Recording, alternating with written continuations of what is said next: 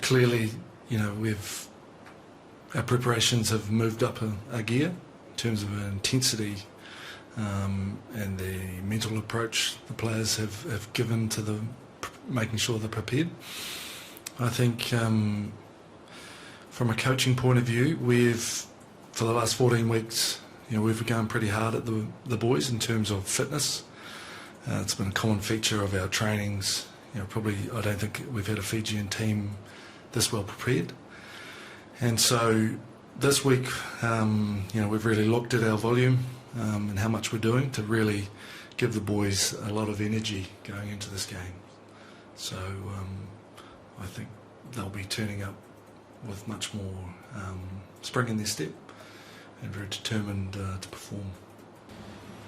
Yeah, they've